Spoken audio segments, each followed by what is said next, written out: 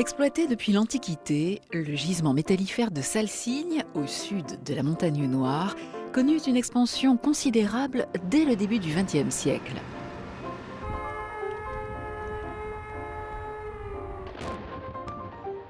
Le traitement sur place par pyrométallurgie ou hydrométallurgie des minerais, principalement l'or et l'arsenic, généra la construction d'un vaste complexe industriel installé dans un vallon appelé la Combe du Sceau. Au fil du temps, 15 millions de tonnes de stériles et déchets divers furent accumulés sur place, modifiant la topographie naturelle en comblant ce vallon. Soumis aux aléas de la rentabilité économique, le site connut des fortunes diverses avant la cessation définitive en 2004 de la dernière activité industrielle, celle de la mine d'or de Salsigne.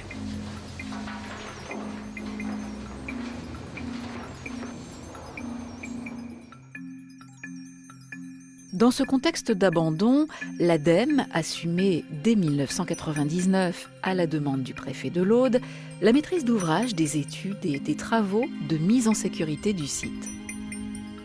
Bien vite, la nécessité d'une opération de réhabilitation globale s'imposa, compte tenu des risques permanents de pollution menaçant l'environnement et les populations proches. Principal responsable, l'arsenic, présent à des teneurs allant jusqu'à 100 grammes par kilo dans le sol. D'une part, le vent emportait les poussières des surfaces dénudées. D'autre part, le ruissellement accru par le régime pluvial méditerranéen lessivait ces surfaces. Un volume important de sédiments chargés en arsenic, sous forme particulaire et soluble, était entraîné dans les cours d'eau de l'Orbiel et de l'Aude, d'où une menace pour les usages de l'eau en aval.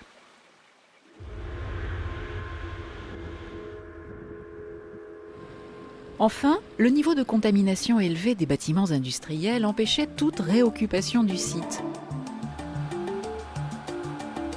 Face à la complexité du problème posé, l'ADEME faisait appel à des bureaux d'études spécialisés pour établir un diagnostic global. Le résultat fut la mise au point d'un scénario d'intervention financièrement réalisable en plusieurs étapes, à savoir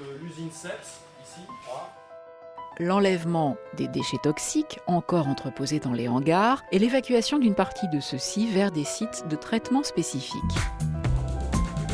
La démolition de toutes les constructions, le stockage sur place dans une zone de confinement des déchets de démolition de l'usine et des dépôts pollués excavés avec la maîtrise des eaux souterraines, le blocage des infiltrations dans la zone de dépôt pour une couverture étanche, le remodelage du terrain pour retrouver une configuration naturelle et la végétalisation de cette surface. Afin de limiter les impacts résiduels de la pollution et réduire les futurs coûts de gestion du site, le scénario intégrait une dernière étape, issue des recherches les plus avancées dans le domaine de la réhabilitation des sites pollués. DIF-Polmine, projet européen Life Environnement, est le résultat d'un partenariat avec différentes équipes de recherche. Il comprend 2 volets. La maîtrise des eaux superficielles pour une gestion appropriée, la mise en œuvre d'un protocole de phytostabilisation favorisant la revégétalisation pour retrouver l'aspect d'un milieu naturel. Ce scénario retenu, l'ADEME pouvait enfin lancer les travaux.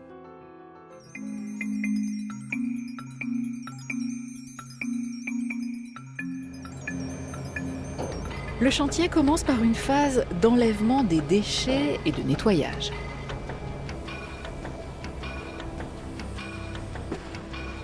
Les installations sont ensuite détruites une à une par abattage mécanique avec des pelles équipées d'un long bras.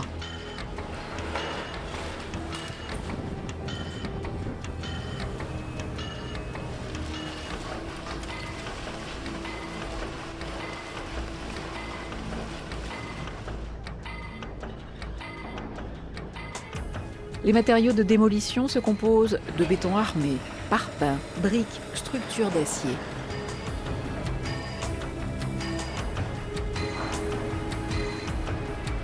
Des normes de sécurité rigoureuses assurent la protection du personnel. L'arrosage continu limite la dispersion des poussières.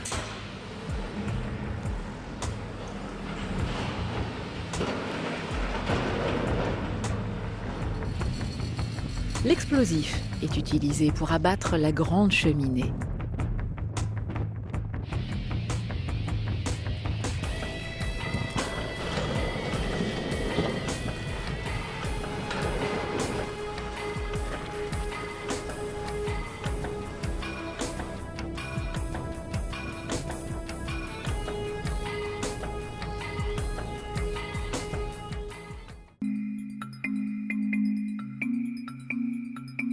Un réseau de collecteurs est mis en place pour séparer les eaux propres des eaux polluées. Les eaux polluées aboutissent à 2 stations de traitement physico-chimique. La première station traite l'arsenic dissous au lait de chaux pour le précipiter. La seconde station met en œuvre une coagulation-floculation, suivie d'une décantation pour éliminer l'arsenic particulaire. Après décantation, les boues sont retirées et conditionnées pour être enfouies sur le site même.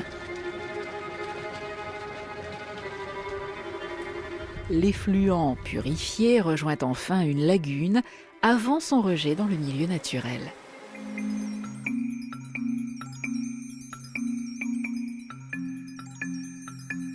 Le confinement est réalisé sur 2 zones, suivant la nature des matériaux à traiter.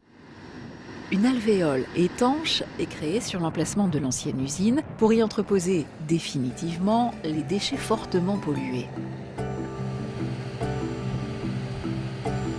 Après un nivellement du sol, l'étanchéité du fond est assurée par une couche d'argile d'1 mètre et la pose de plusieurs revêtements isolants dont une géomembrane en polyéthylène haute densité. Une couche de matériaux drainants et un rideau de pneus protègent cette isolation avant l'enfouissement des gravats de démolition de l'usine.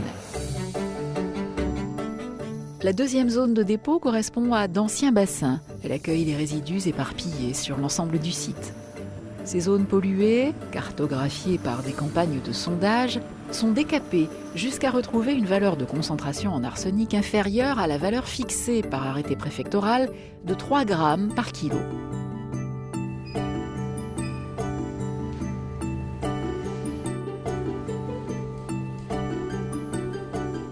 Les travaux de terrassement mobilisent 2 échelons de pelle pour extraire au total 475 000 m3 de déchets et terres polluées au rythme journalier de 5 000 m3. Les matériaux sont transférés par une noria de tombereaux automoteurs. Ici aussi, le matériel de chantier est équipé de filtres de protection des cabines contre les poussières. Après le comblement des bassins et le remodelage de la surface du terrain, on pose à nouveau une couverture étanche sur les 10 hectares de la zone de confinement. Il s'agit d'une géomembrane en bitume élastomère chargée d'empêcher l'infiltration des eaux de pluie dans les déchets.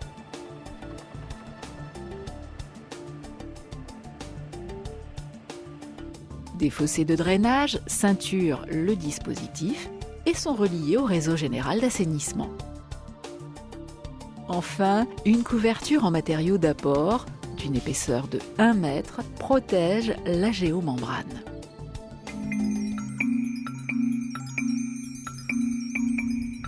Le travail de confinement achevé, la dernière phase de travaux concerne la revégétalisation du site pour diminuer le transfert des polluants et améliorer l'esthétique paysagère.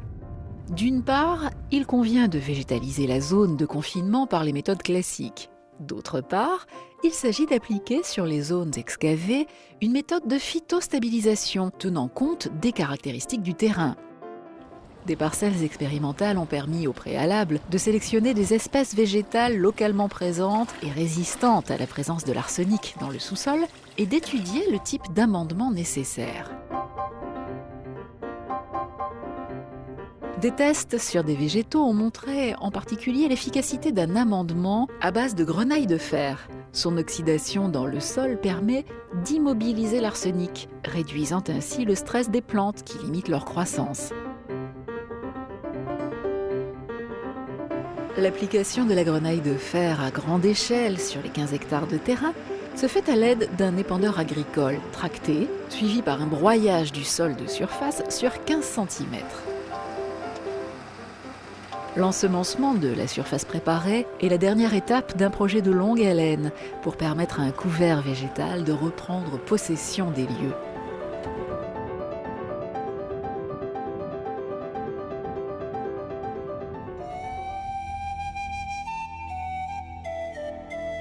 Une autre vie commence maintenant pour cet espace longtemps voué à l'activité métallurgique.